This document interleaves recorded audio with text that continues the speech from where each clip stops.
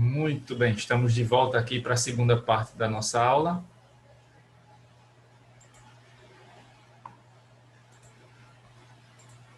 Vamos dar continuidade ao assunto.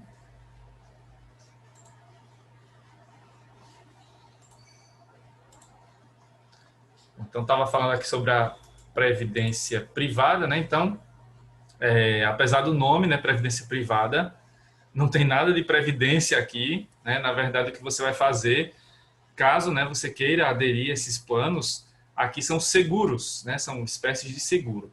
Então, vamos ver como é que isso repercute, né?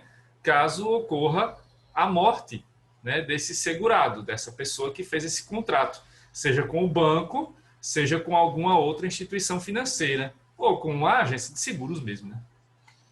Então, existem algumas hipóteses, né, que são essas aqui, ó. Tem os nomes, né? Vou passar aqui os nomes, depois eu volto para explicar. Então, renda mensal vitalícia, renda mensal temporária, renda mensal vitalícia com prazo mínimo garantido, renda mensal reversível ao beneficiário indicado.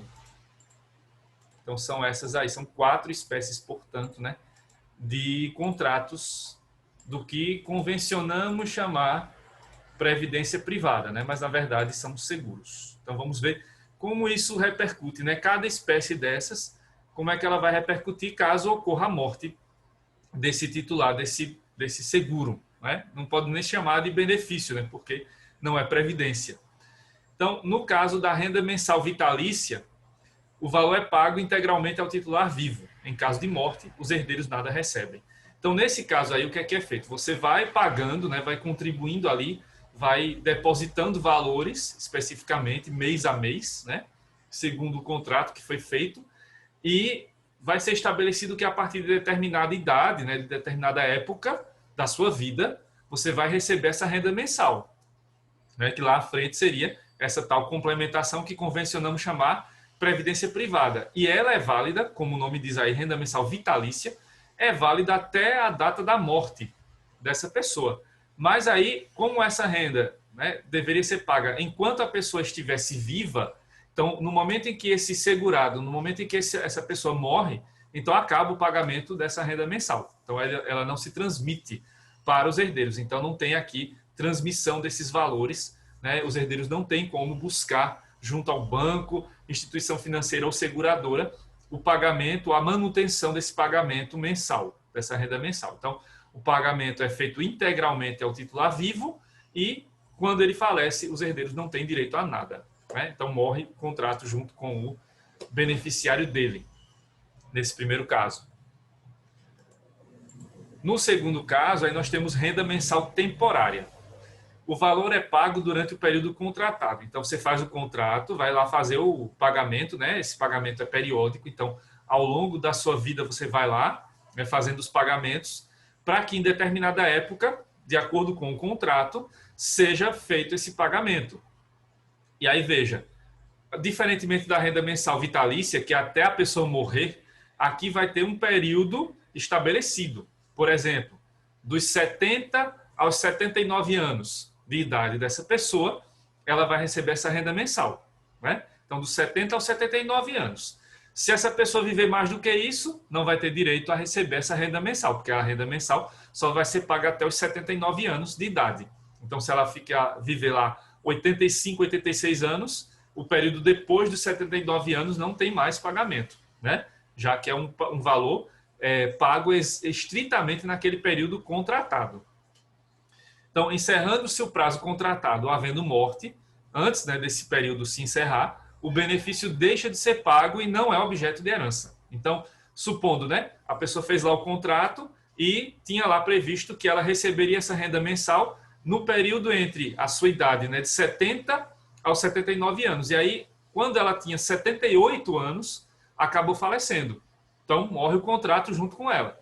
Esse valor que seria aí pago até os 79 anos não pode ser requerido pelos herdeiros, certo? Então, é uma renda mensal temporária que é paga apenas durante aquele período contratado, e se a pessoa morrer antes desse período se encerrar, né, ou encerrando-se o período contratado ainda com a pessoa em vida, não há mais o pagamento e nem há mais o direito, né, a receber eventuais pagamentos.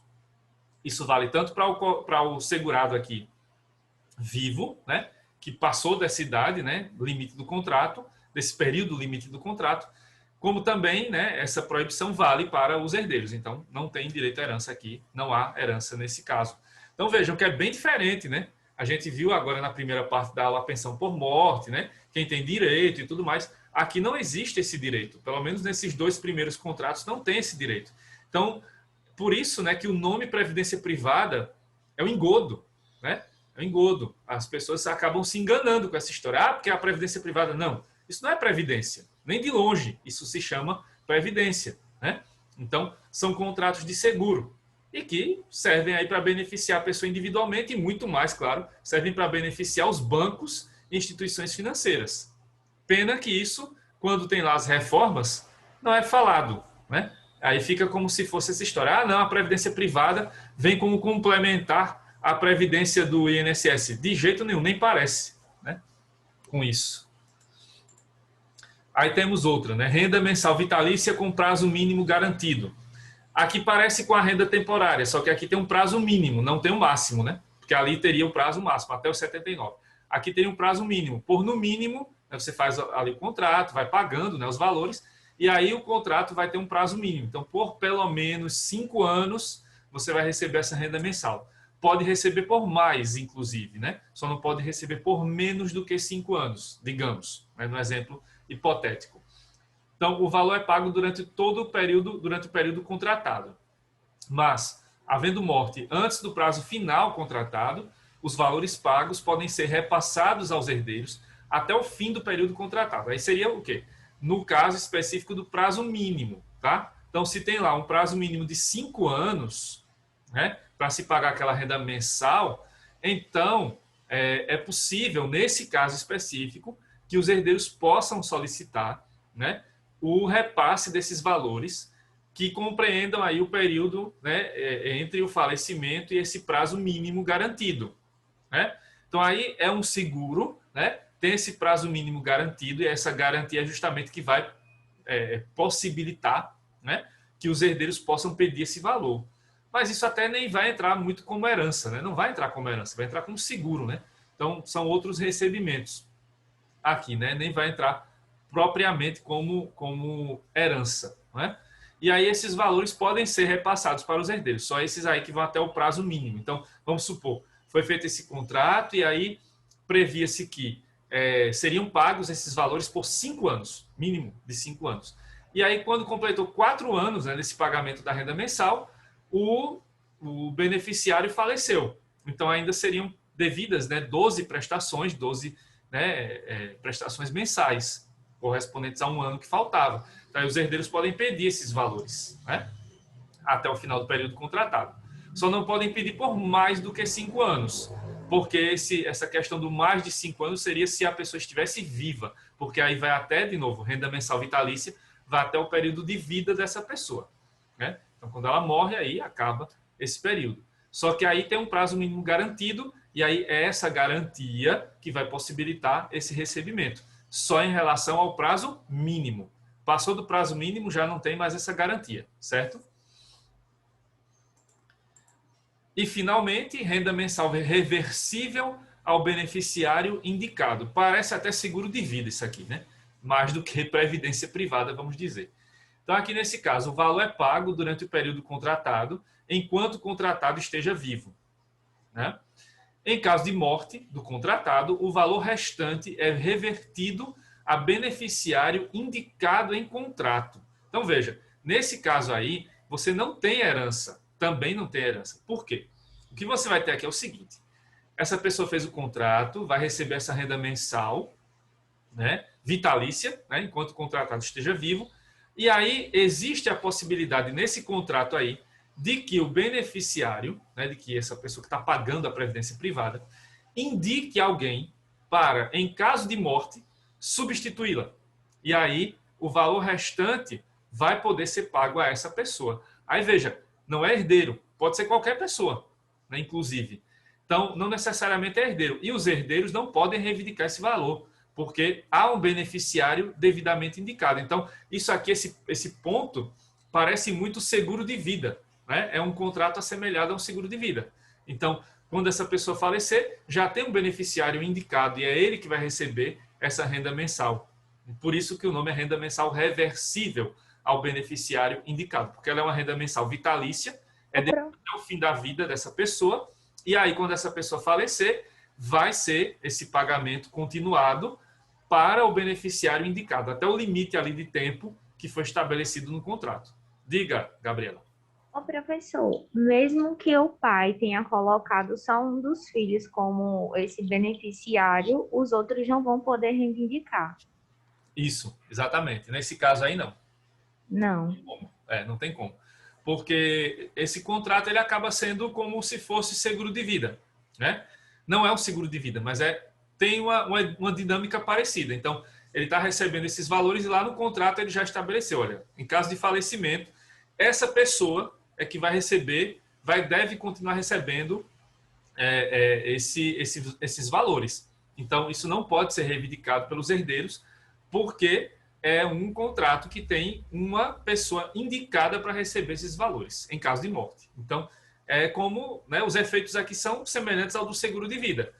A gente já viu isso, seguro de vida não é herança, então não dá para os herdeiros reivindicarem lá prêmio do seguro de vida. Aqui é a mesma coisa.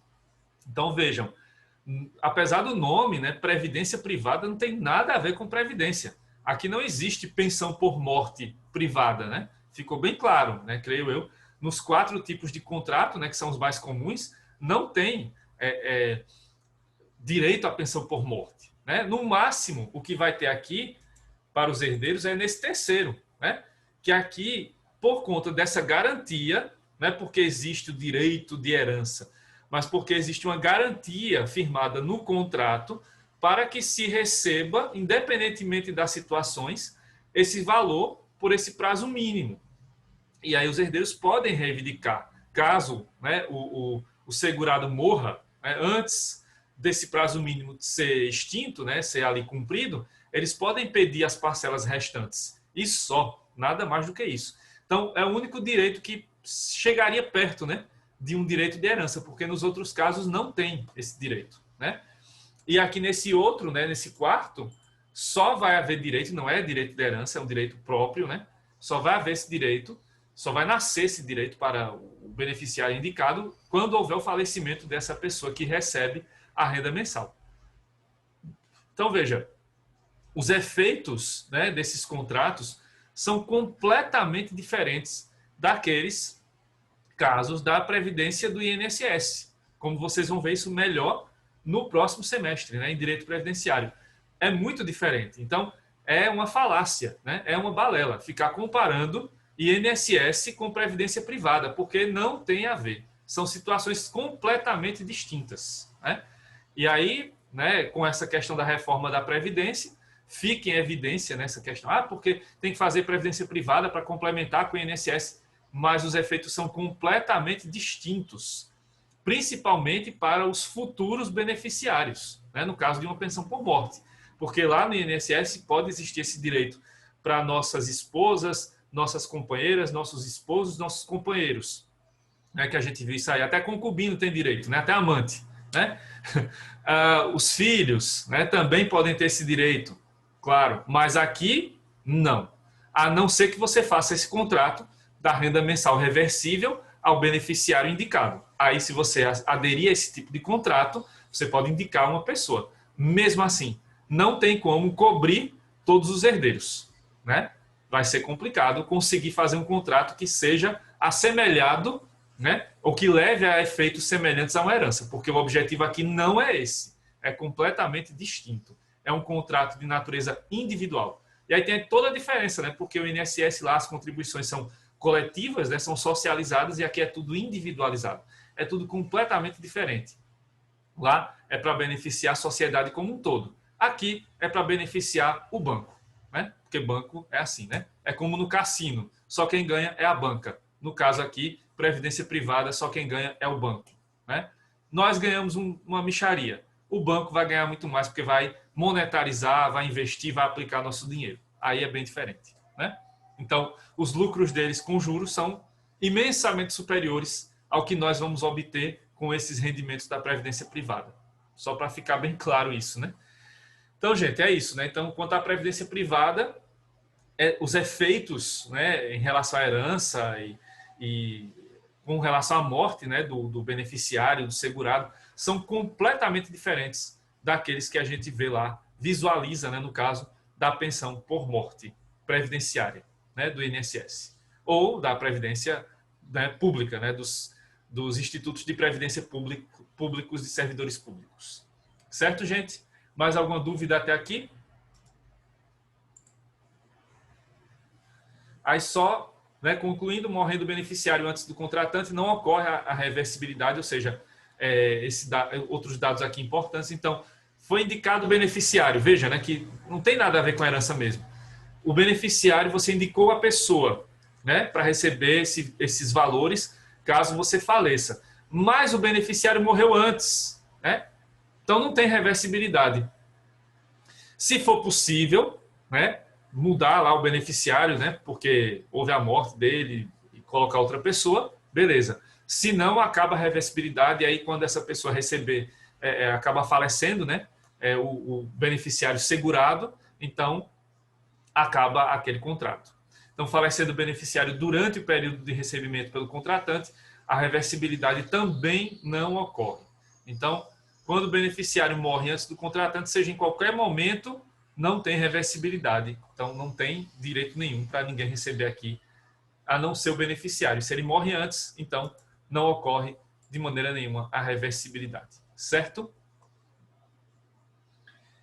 Agora vamos falar de outro tema bastante interessante, são temas bem atuais, né? Então, a questão da previdência privada, e agora vamos falar de algo que nos afeta diariamente, né? Constantemente, principalmente agora com a pandemia, o direito digital, né? As redes sociais e tudo mais. Então, vamos falar um pouquinho disso agora com relação a essas questões.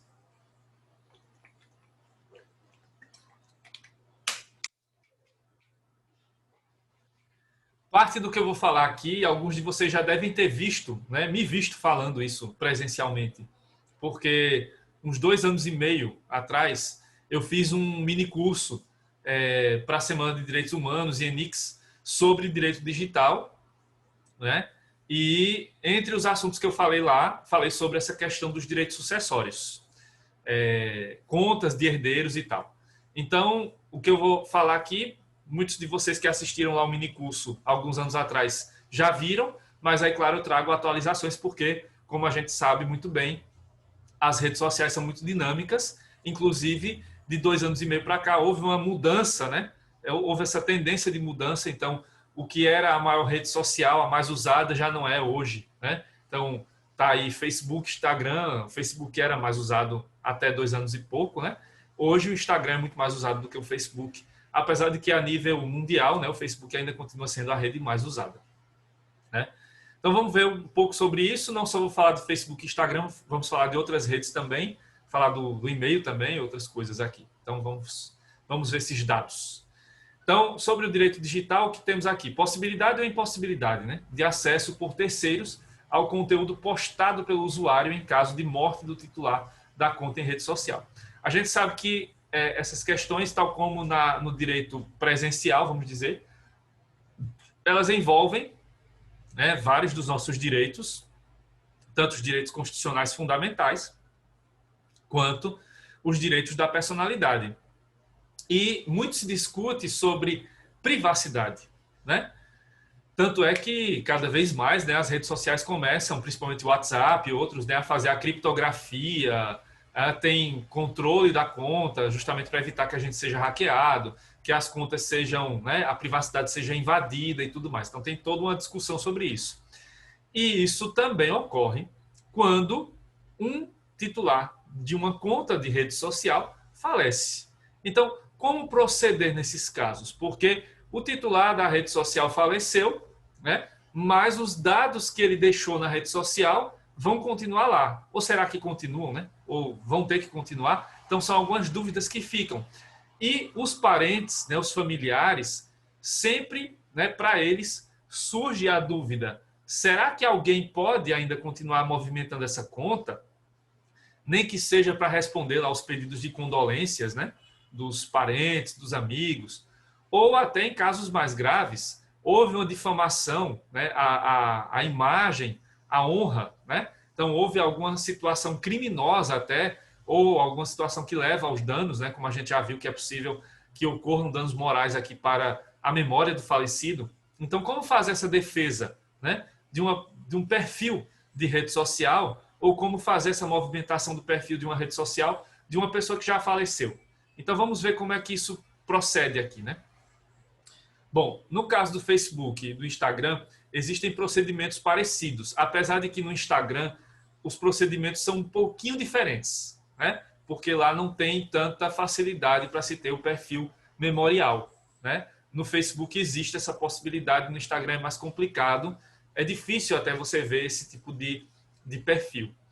Então, o que é preciso aqui no caso do falecimento de algum titular de rede social para que um parente possa, né, comunicar o falecimento à rede social para que a rede social tome as medidas necessárias. E aí, antes de falar disso, é preciso deixar claro uma coisa. Nós, todos nós aqui, né, estamos aqui hoje em 8, né? São 7 alunos, a turma é pequenininha mesmo. São 7 alunos e o professor. Então, nós 8 aqui. Nós estamos todos vivos e com saúde, graças a Deus. Mas sabemos, a única certeza é a morte, né? Não sabemos quando, mas que vamos morrer, claro, vamos. Então, nós todos temos redes sociais. E nós podemos, né, as redes sociais, elas possibilitam que você possa, né, determinar qual será o destino da sua conta em caso de falecimento. Então, existem lá as possibilidades e você, em vida, pode indicar o que você quer que seja feito com a sua conta em caso de seu falecimento. Então, você pode escolher, né? Então, a gente vai ver aqui que existem N possibilidades. E as principais são que você pode escolher que a sua conta seja movimentada por uma pessoa específica, né? Que a sua conta se transforme em memorial, e aí ninguém pode mexer, apenas uma manutenção bem básica, né? Mas o que você postou em vida não pode ser retirado, não pode ser mudado, né?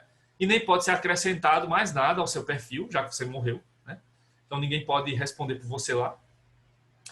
Ou você pode simplesmente solicitar que, em caso de falecimento, sua conta seja excluída e todos os seus dados sejam deletados. Então, são 3 possibilidades principais aqui que vão aparecer, certo? E aí você pode tomar essa decisão em vida, né? Em vida. E aí, se você tomou essa decisão em vida, em caso de falecimento, o seu parente vai lá mandar para o Facebook, para o Instagram, para outra rede social, os seus dados, e aí a rede social já vai ter conhecimento da sua decisão prévia, e aí vai adotar aquele procedimento que você escolheu. Os parentes não podem discutir isso. Inclusive, poder pode, né? Poder pode. Mas não vão ter uma solução diferente. Inclusive, eu trouxe aqui um caso, se não der tempo hoje, amanhã eu mostro, né? De uma parente que tentou fazer, né, movimentação da conta, não conseguiu, e aí, né, realmente o juiz da causa e o Tribunal de Justiça não concederam ao parente o direito de mexer na conta, porque tinha sido uma escolha em vida da pessoa, né, da titular da conta, e essa pessoa tinha escolhido que a conta fosse um memorial, por exemplo, né? Então, o que é preciso aqui? Então, faleceu algum parente nosso, faleceu alguém, né? E aí é preciso comunicar à rede social que essa pessoa morreu. O que fazer? Bom, aí tem uns procedimentos necessários que é preciso comunicar, né, ao Facebook, ao Instagram, o nome do falecido, a data do falecimento e anexar a certidão de óbito. O site, né, do Facebook, ele disponibiliza um local para isso. Então, quando você entra lá em contato, né, para poder comunicar o falecimento do titular da rede social, então o Facebook abre essa possibilidade de você anexar a certidão de óbito para que o pessoal que trabalha lá faça a análise, né, e leve adiante o procedimento. Bom, aí existe a possibilidade de exclusão da conta e das respectivas postagens.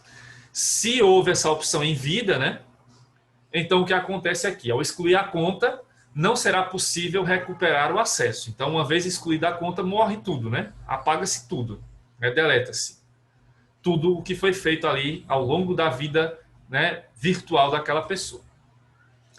A exclusão só ocorrerá alguns dias após a solicitação. Aí isso depende, né? A rede social não fornece uma data precisa. Pode ser amanhã, pode ser daqui a 5 dias, pode ser daqui a 30 dias, né? São necessários até 90 dias para os dados armazenados no sistema de backup serem excluídos. As informações não poderão ser acessadas no Facebook durante este período.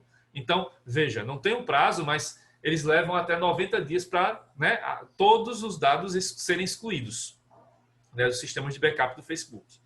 Mesmo assim, né, dentro desses 90 dias, pode ser que já o acesso àquele perfil já seja proibido, né, já não exista mais. Então, mesmo internamente, né, ainda fazendo lá os últimos atos de exclusão, mas é possível que antes disso o perfil já seja excluído, né, e você já não tenha mais acesso a ele, certo? Alguns itens não são armazenados na conta. Por exemplo, um amigo pode manter mensagens daquela conta mesmo após a sua exclusão. O direct, né, ou messenger do Facebook. Aí você como destinatário das mensagens, outra pessoa, né, ainda pode ficar com alguma informação dessas, mas não tem mais acesso à conta, não pode mais mandar mensagem, nem algo do tipo, né? Cópias de alguns materiais, por exemplo, registros de log, podem ser mantidas no banco de dados, mas são desvinculadas de qualquer identificação pessoal. Aí é só por questões também até de acesso por autoridades e tudo mais, né? Se for objeto de uma investigação e tudo mais. Então seria interessante, e é interessante manter essas cópias de registros de log, ou seja, quantas vezes a pessoa logou aquela conta, né? Em que momentos do dia, quais foram os horários. Então isso é importante, isso é mantido ainda, né, nos bancos de dados, mas são dados bem, né, básicos. Não dão acesso a postagens e nem a outras movimentações da conta, somente a esses dados. A pessoa logou a conta nesse horário, nesse dia, e só, né?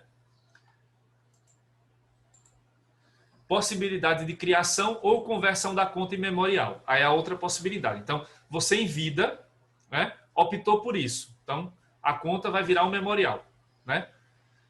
Apenas, né, para ser lembrada ali aquela pessoa, né, para que as pessoas ainda tenham acesso às suas postagens, mas nada de novo vai poder ser acrescentado, né? Tem algumas restrições que a gente vai ver aqui.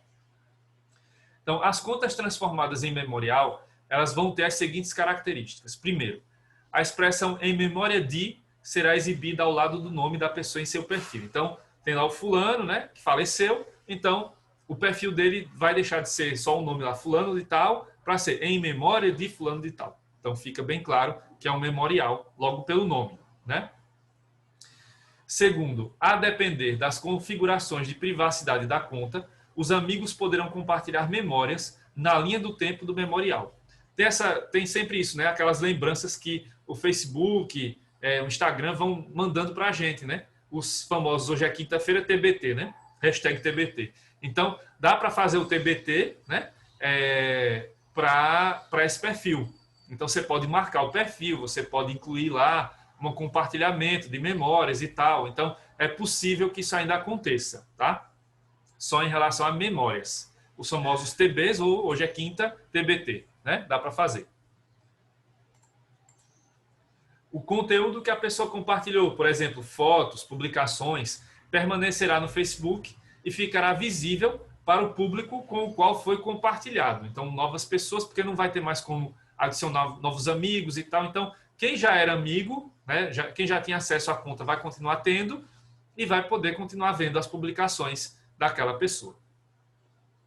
Os perfis transformados em memorial não são exibidos em espaços públicos, como nas sugestões do recurso, pessoas que você talvez conheça, em lembretes de aniversário ou anúncios, né, porque seria muito bizarro você receber na sua timeline, né, lembrete de aniversário de uma pessoa que faleceu. Então, não tem isso, não tem anúncio e nem tem sugestões de pessoas para você adicionar, já que esse perfil vai estar fechado para isso, né? Não receberá novos contatos, né? Novos amigos. Então, esse perfil fica fechadinho e aí não vai abrir essa possibilidade de recebimento dessas informações. Ninguém poderá entrar em uma conta transformada em memorial. Então, fica bem restrito o acesso, né? Ninguém acessa, nenhum parente vai poder acessar essa conta, né? E as contas transformadas em memorial que não tiverem um contato herdeiro não poderão ser alteradas. Então, o contato herdeiro é só para tomar aqui algumas medidas muito básicas, né? Que sejam ali delimitadas pelo Facebook ou pelo Instagram, né? Mas novas postagens não podem ser feitas, é só no máximo para responder, né? Por exemplo, pedidos de condolências, só para responder a um TBT desses, né? Somente isso, né? Mas não dá para fazer novas postagens, não dá para usar a conta como se fosse no lugar da pessoa, né? Não tem como fazer isso, né? E aí, se não for nomeado o contato herdeiro, né, essa pessoa que pode entrar na conta, então ninguém vai poder mexer nela. Ela vai ficar daquele jeito e só, né? E aí, o que é o contato herdeiro? É possível que em vida o usuário, nas configurações da sua conta, determine um de seus contatos, parente ou amigo, para ser seu contato herdeiro, que servirá para ser contatado em caso de perda de dados de login e senha da conta, ou em caso de morte, para que este seja o administrador da conta a ser transformado em memorial. Aí é importante e fundamental que esse contato tenha também perfil no Facebook, no Instagram, né?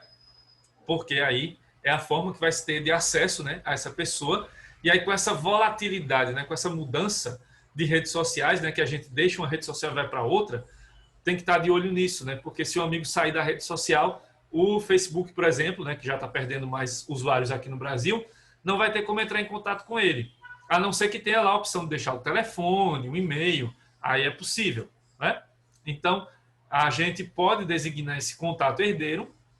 Esse contato herdeiro vai ter que ter uma conta, né, no Facebook ou no Instagram para poder acessar isso. Senão, vai complicar para que esse contato tenha acesso a essas informações, certo? E quais são os direitos do contato herdeiro? Bom, então você nomeou uma pessoa, né, para ser esse contato herdeiro, e essa pessoa vai ser contactada pelo Facebook em caso de morte desse titular da conta. O que vai acontecer aqui? Bom, quais são os direitos? Primeiro, ele vai ter o direito de administrar o perfil que foi convertido em memorial, né? Então ele vira o administrador do perfil. Ele pode escrever uma publicação fixada no memorial, por exemplo, para compartilhar uma mensagem final em nome do seu ente querido falecido, ou fornecer informações sobre o funeral. Então, o contato herdeiro pode fazer isso, né? Deixar informações sobre o funeral, compartilhar uma mensagem final de despedida e tudo mais. Responder a novas solicitações de amizade. Exemplo, amigos de longa data ou membros da família que ainda não estavam no Facebook. Então, essas novas solicitações podem ser respondidas pelo contato herdeiro, né? Alterar a imagem do perfil e a foto de capa. Também é possível que o contato herdeiro faça isso. Agora, o que é vedado ao contato herdeiro? Fazer login no memorial, remover ou alterar publicações, fotos e outros detalhes antigos compartilhados na linha do tempo, ler as mensagens enviadas para outros amigos, ainda em vida, né?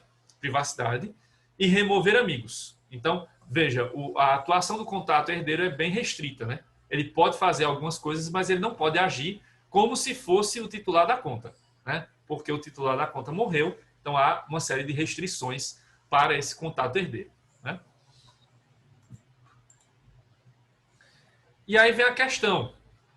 Você nomeou o contato herdeiro, mas e se ele não quiser, né, seguir com essa determinação? Segundo o Facebook, se você foi informado de que uma pessoa lhe escolheu como contato herdeiro, mas não é o que você deseja, sugere, né, a sugestão é sugerimos que envie uma mensagem ou fale pessoalmente com essa pessoa. Tudo que um contato herdeiro pode fazer é opcional. Então, você não está obrigado, né, a fazer isso, né? Se você receber a mensagem e essa mensagem foi enviada ainda em vida, né, dessa pessoa, fale com ela, né? Agora, se o contato herdeiro só foi informado após a morte, aí é não fazer nada, né? Ou responder que não vai aceitar, né? Se houver a opção lá do Facebook de você escolher se aceita ou não, coloca não. Se não, simplesmente, né, o silêncio aqui vai importar na não aceitação. Então, você não será o contato herdeiro, não vai mexer na conta da pessoa que faleceu. Possibilidade de criação ou conversão da conta em memorial. Será que outras redes sociais permitem isso? Aí vamos ver. Outras redes sociais como Twitter e LinkedIn não permitem a criação de contas em formato de memorial, mas apenas a exclusão da conta pelos parentes do falecido. Então, o procedimento é o mesmo, né? Manda lá a certidão de óbito, comunica a data do falecimento e quem faleceu.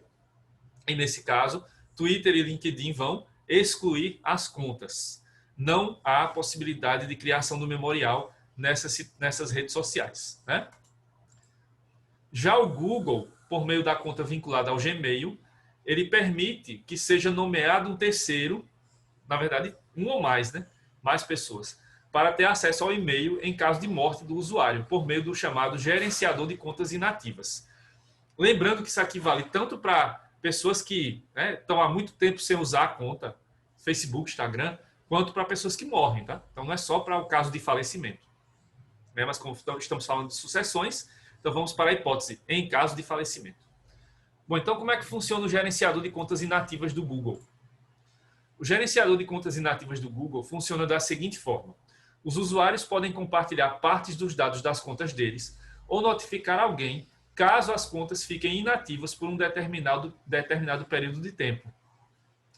Não necessariamente porque a pessoa morreu, pode ser por outra razão também, né? Mas no caso de morte, seria isso também, né? Caso o usuário ative o serviço, é necessário fornecer dados de telefone e e-mail do contato de confiança, a pessoa que será designada para ter acesso aos dados da conta. Então, no Google, você vai ter um espaço para fornecer o telefone dessa pessoa, que é o seu contato herdeiro, e o e-mail dela. Tá? Então, são esses os contatos. Não é necessário que seja do Gmail, pode ser qualquer e-mail. Né? Não é obrigatório que seja e-mail do Gmail. Os contatos só receberão uma notificação quando suas contas ficarem inativas pelo período especificado. As notificações não serão enviadas durante a configuração. Então, enquanto você estiver configurando o sistema, não tem notificação para o contato herdeiro e também não tem notificação enquanto você está usando a conta. Só quando elas ficarem inativas pelo tempo selecionado é que esse contato vai receber um e-mail ou vai receber uma ligação, né, solicitando a sua manifestação.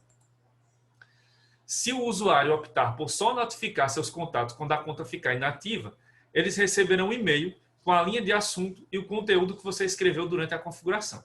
Então, você pode configurar uma mensagem, né, padrão, para o contato receber, e aí ele vai receber esse e-mail com a linha de assunto, qual é o assunto, né, conta inativa, e o conteúdo do e-mail que você já tinha preparado antes. O Google adicionará uma nota de rodapé a esse e-mail, explicando que o usuário instruiu o Google a enviá-lo em seu nome depois que tivesse parado de usar a sua conta. Então, fica lá o aviso, né, colocado em nota de rodapé do Google. O tempo de espera pode ser escolhido pelo usuário e pode variar entre 3 e 18 meses. Tem lá as opções: 3 meses, 6 meses, 12 meses, 18 meses. Você clica lá na que você quer e aí será esse o tempo da conta inativa. O usuário pode escolher até 10 pessoas para notificar se a conta do Google ficar inativa. Também é possível permitir que elas acessem alguns dos seus dados. Tá? Então, contato pode ser um contato até 10. Tem um limite aí de 10. Os dados a ser compartilhados com os usuários, né, com os contatos, podem ser escolhidos pelo usuário em bloco. Então, não dá para escolher o que é que vai ser ou não, por exemplo, dos e-mails. É do bloco, tipo Blogger, o blog que você tinha, o Google Drive, as informações do Drive, do e-mail ou do YouTube. Então, você pode escolher os blocos que vão ser compartilhados. Se o usuário optar por permitir que uma pessoa faça o download do seu conteúdo, ela poderá acessar os dados e fazer o download por até 3 meses antes da exclusão da conta. E caso o usuário opte por excluir a sua conta do Google, isso incluirá todos os seus dados compartilhados publicamente. Vídeos do YouTube, postagens do blog, esses dados serão apagados da plataforma e não poderão mais ser acessados por ninguém. Tá? Amanhã eu continuo, né, porque falta menos de um minuto aqui para terminar e vamos falar de mais coisas sobre isso. Tá? Então, amanhã, qualquer dúvida, vocês também me perguntam no início da aula. Bom dia para vocês. Até amanhã. Bom dia, até amanhã. Bom dia, professor. Até amanhã.